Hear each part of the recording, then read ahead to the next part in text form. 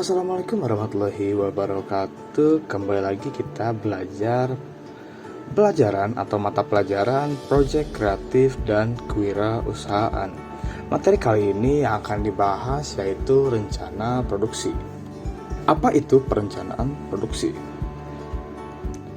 Perencanaan produksi merupakan perencanaan strategi yang dilakukan oleh manufaktur atau perusahaan saat akan memproduksi barang atau jasa. Perencanaan tersebut termasuk memastikan produk yang dibuat, volume produksi, kapasitas, bahan yang diperlukan, penjadwalan, dan lainnya. Perencanaan saat produksi juga merupakan panduan pengembangan desain dan produksi barang atau jasa tertentu. Selain itu, dapat membantu perusahaan melakukan produksi seefisien mungkin. Tujuan perencanaan produksi.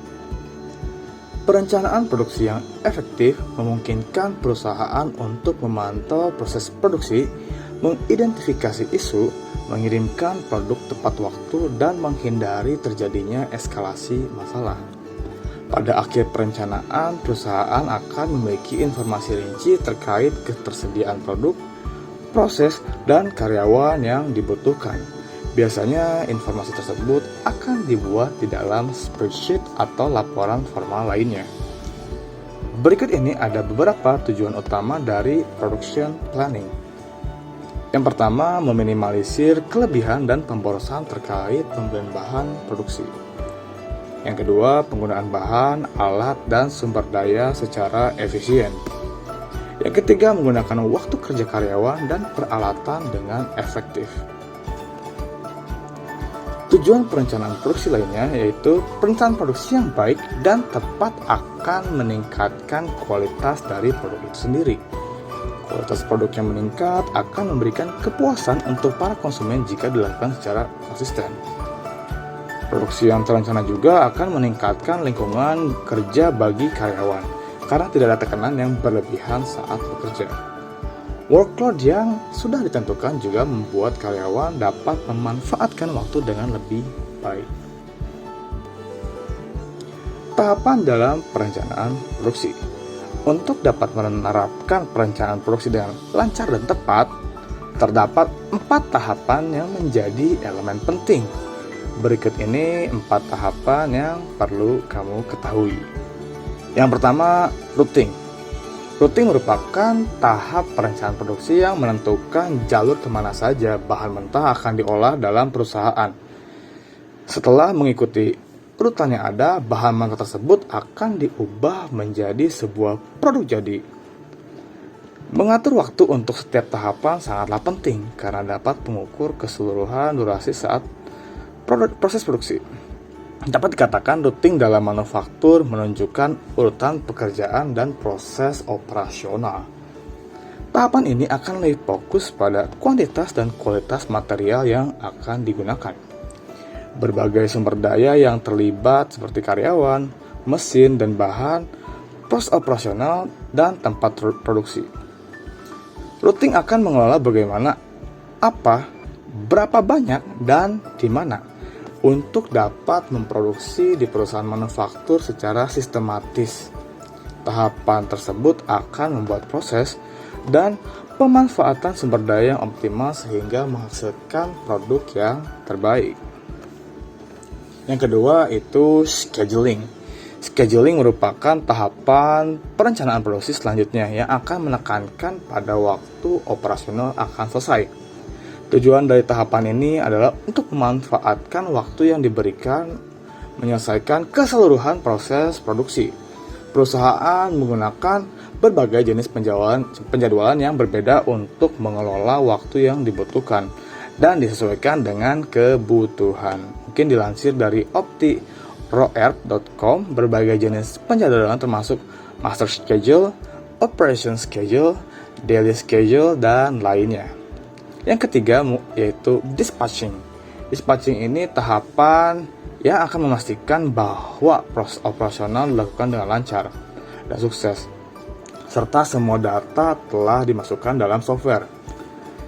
Pengiriman pesanan sesuai dengan jadwal termasuk dalam tahapan perencanaan produksi ini. Berikut ini ada beberapa hal yang termasuk di dalam tahapan dispatching. Yang pertama, memberikan bahan atau perlengkapan yang dibutuhkan untuk produksi. Yang kedua, memberikan arahan atau gambaran untuk memulai proses produksi. Yang ketiga, melakukan pencatatan dari awal hingga akhir produksi. Yang keempat, mengontrol prosedur. Yang kelima, mengatur pengerjaan dari satu proses ke proses lainnya. Yang keempat, tahap follow up. Follow up adalah tahapan terakhir untuk menemukan kesalahan atau cacat produk, hambatan, dan kesalahan di seluruh proses produksi. Pada tahapan perencanaan produksi ini, tim terkait akan mengukur kinerja aktual dari keseluruhan proses dan membandingkannya dengan ekspektasi. Ekspedit atau stockcaser bertanggung jawab untuk melakukan proses follow up. Saat proses produksi berlangsung, kemungkinan kamu akan menemukan hambatan seperti kerusakan mesin dan lain sebagainya. Follow up akan mendorong kelancaran produksi dengan meminimalisir kerusakan. Jenis perencanaan produksi. Tidak hanya tahapannya saja, kamu juga perlu memahami beberapa jenis perencanaan produksi. Berikut ini 5 jenis perencanaan produksi yang perlu kamu ketahui. Yang pertama, metode pekerjaan. Metode pekerjaan ini mengacu pada proses perencanaan dan manufaktur untuk setiap item. Yang kedua, metode batch. Metode batch ini atau metode perencanaan produksi batch merupakan proses pembuatan secara Metode perencanaan produksi batch merupakan proses pembuatan produk secara berkelompok. Jenis ini memungkinkan tim manajemen untuk memantau dengan lebih dekat setiap proses produksi, sehingga perbaikan pun dilakukan dengan cepat. Yang ketiga, metode aliran. Metode aliran ini atau metode perencanaan produksi flow berkaitan dengan hubungan dalam setiap tahapan manufaktur dan langkah-langkah untuk mencegah terjadinya hambatan atau penundaan. Metode ini seringkali melibatkan standarisasi menyeluruh dan quality control yang intensif. Metode ini paling tepat diterapkan untuk produk yang diproduksi secara individual daripada dalam batch, namun tidak memerlukan desain khusus untuk setiap itemnya.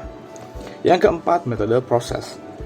Metode proses ini merupakan salah satu jenis perencanaan produksi yang melibatkan transisi dari satu tahap manufaktur ke tahap berikutnya, berjalan semulus mungkin dengan otomatisasi yang signifikan. Biasanya metode ini sangat berguna untuk bahan cair yang tidak dijual sebagai barang terpisah. Yang kelima, metode produksi massal.